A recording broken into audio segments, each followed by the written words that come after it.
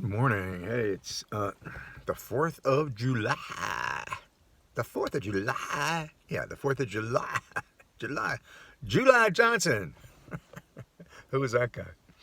He was a lovable character in Lonesome Dove. Barry Corbin, I think is the guy. The same guy that was in War Games, the general in War Games. But I liked him in Lonesome Dove a whole lot. Because that's not an easy character to play, what he played in Lonesome Dove.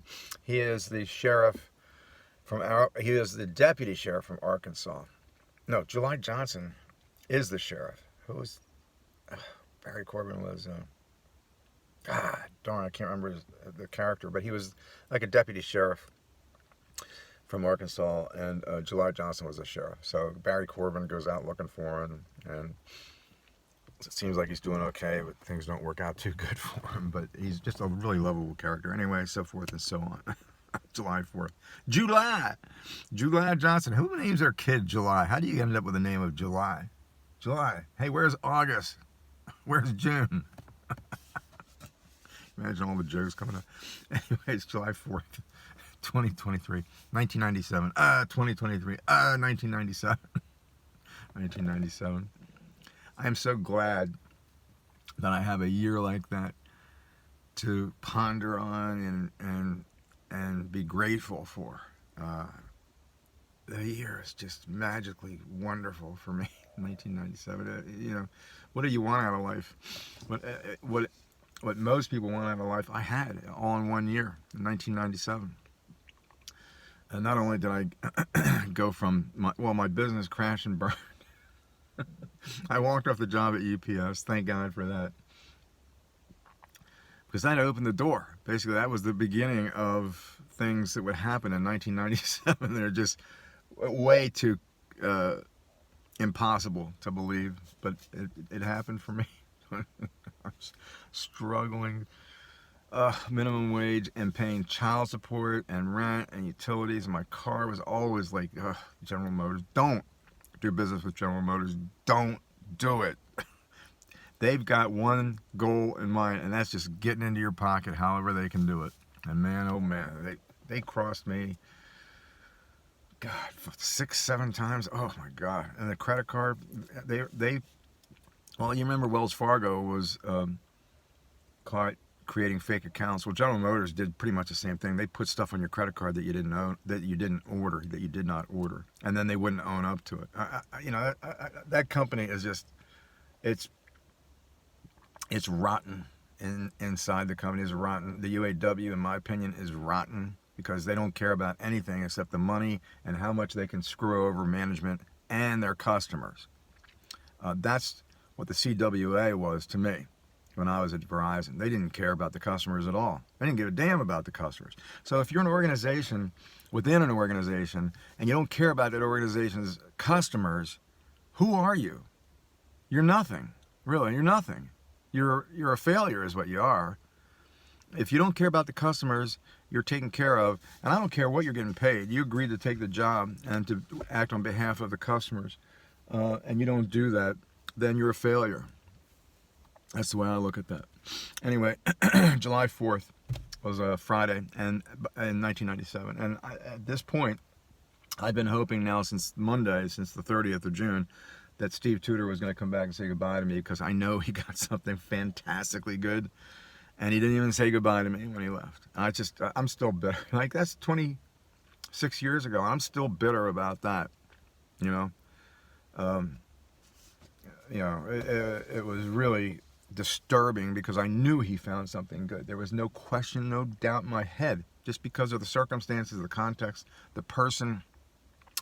This guy was, he's not your typical candidate for a Fortune 100 company. But he got in, and it was more by chance, I'm thinking, than anything. He might have gone to a job fair. I don't know how he found out about this opportunity at Bell, but a better opportunity for people like me in the situation, the context that I was living in at the time. It was so good it was impossible. It was impossible. And so I reminisce, especially right now, every year about getting into Bell and the serendipitous and the improbable, impossible. way the stars and the constellation lined up for me to get that opportunity and frankly to make the most of it. You know, I've always had a good work ethic, but I guess, you know, in retrospect, there's some jobs, some areas where, you know, you should give everything of yourself, and there's some where you should just look to move on and get out and take what you can with you and not give back. Continue to take care of customers. That's real important. No matter what job you're in, you want to take care of the customers. I mean, customers can be a pain in the ass. There's certain few, of course. In my photography career, I had one woman I'll never forget, and she was just a pain in my ass. She'd give me, she had 2 daughters. I did both of their weddings, and they both ended up in divorce. And then she tried to get credit for the pictures she bought from me like 2 or 3 years before.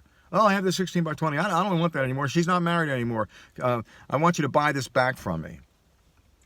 I just had to figure out, you know, at this point, you know, it was like 2005, something like that. I had all my debts paid off. I just bought a house. I'm doing great. I don't need the photography business anymore.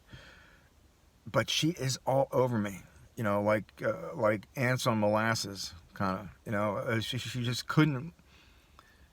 She was going to continue to provoke me until I had some kind of emotional outburst response, and I never did. But what an asshole, okay? What a fucking asshole. And that's all she wanted.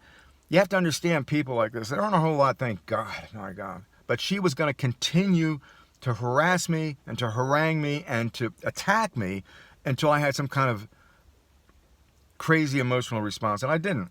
But finally, I just didn't answer her calls anymore. Like, you know.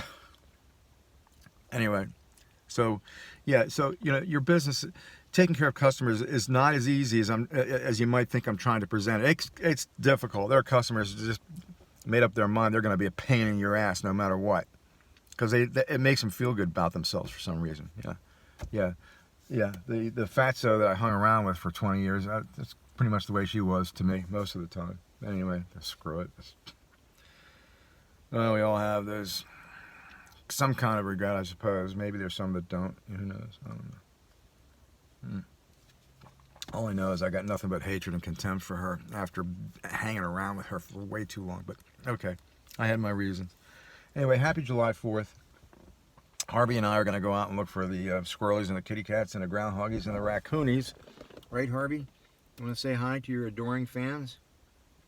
Yeah, I'm going to go out and chase the raccoonies. Yay! On July 4th, 2023. This 100-acre field that I'm so crazy about, I don't know if you can tell, but they've got another crop planted. You can see the rows and how they're planted. And I took a picture of the leaf. I sent it to Larry Brooks, my tree plant expert out in Oregon. And I'm just wondering if he can identify the leaf. I don't know. It looks like soybeans maybe, but I'm not sure. I hope you all have a great 4th. This is the halfway mark to the year, the beginning of July. We're 6 months into 2023. And it's been crazy good in terms of my investments, although I'm still not back to where I was in October of 2022. September, October 2022. I'm at about half of what I had there, a little bit more than half. So I got a long ways to come back. But this time, I got to protect myself with options. You got to protect what you have. It's not how much you make, it's how much you keep. That is, if there's one thing about investment, that's one thing you should keep in mind. And your emotions. Don't make emotional buying or selling decisions. Peace out, y'all. Have a great 4th.